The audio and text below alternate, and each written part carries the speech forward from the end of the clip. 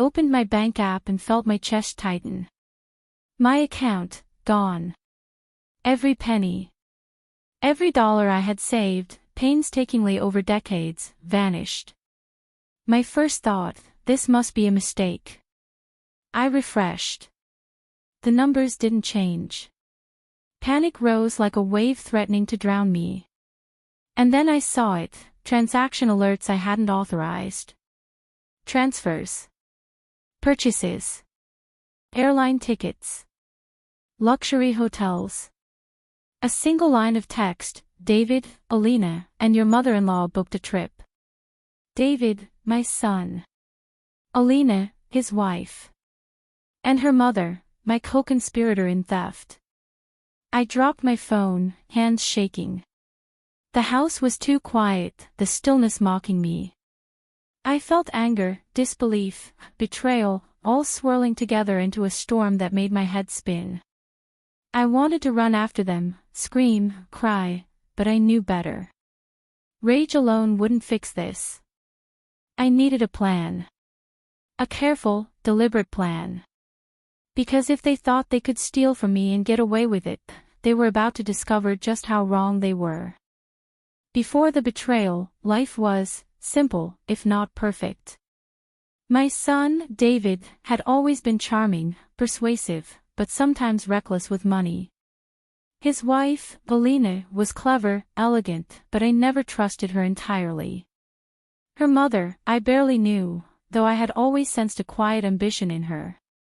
I had worked my entire life, saved every penny for emergencies, retirement, and to help my family when needed.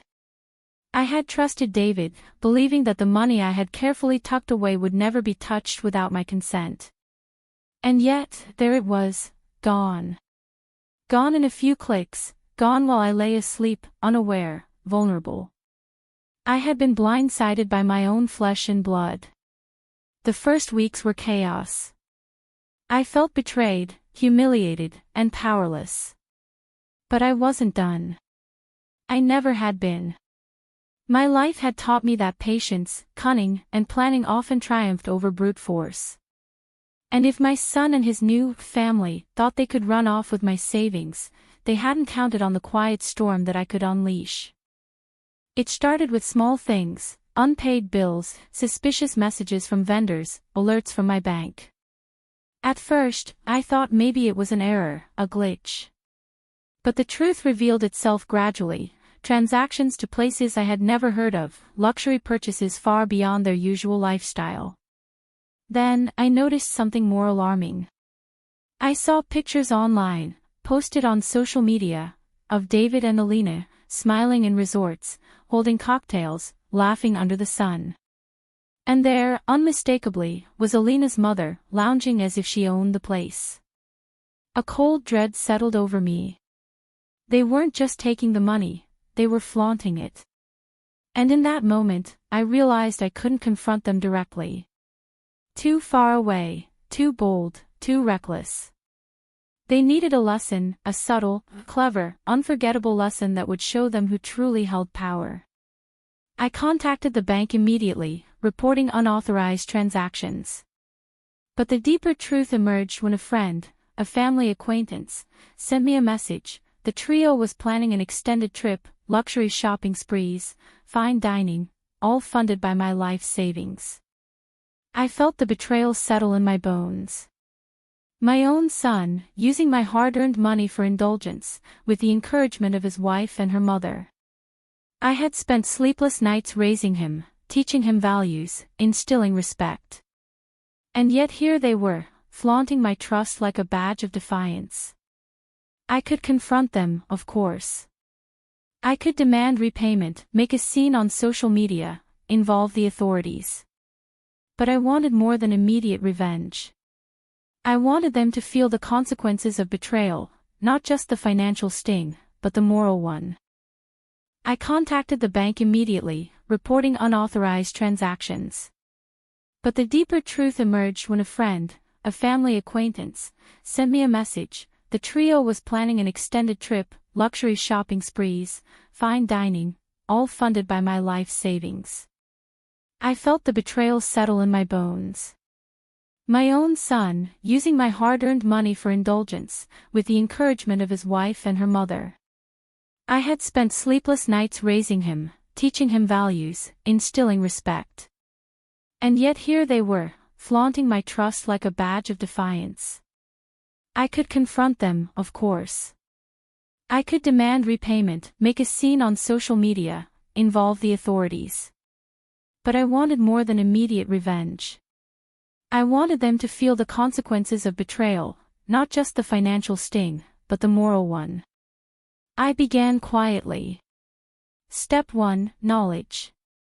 I tracked their itinerary, booked parallel tickets to the same resort under false names, and arranged for my presence without alerting them. I hired a private investigator to monitor them, learning their habits, their vulnerabilities, their social tendencies. Step 2: Leverage. I contacted the hotel management, revealing a pattern of fraudulent bookings, showing evidence of unauthorized payments, all without revealing my identity. The management froze their reservations, requiring verification that only the account holder, me, could provide. Step 3: Psychological play. I sent subtle, anonymous messages, reminders of morality, hints of accountability, ensuring that guilt and paranoia began to creep in. The trio, once confident, now felt an undercurrent of unease. By the time I arrived at the resort, unexpected, quiet, authoritative, they were already in disarray. The hotel staff, fully informed, guided me discreetly to confront them, ensuring their indulgence was immediately curtailed. David, Alina, and her mother faced embarrassment, not just financial, but social. Their social media posts were pulled down. Friends and family, informed delicately, began to understand the betrayal. I could have shamed them outright.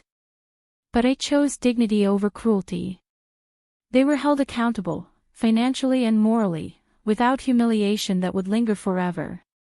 The bank froze fraudulent accounts, transactions reversed, and repayment plans were legally documented.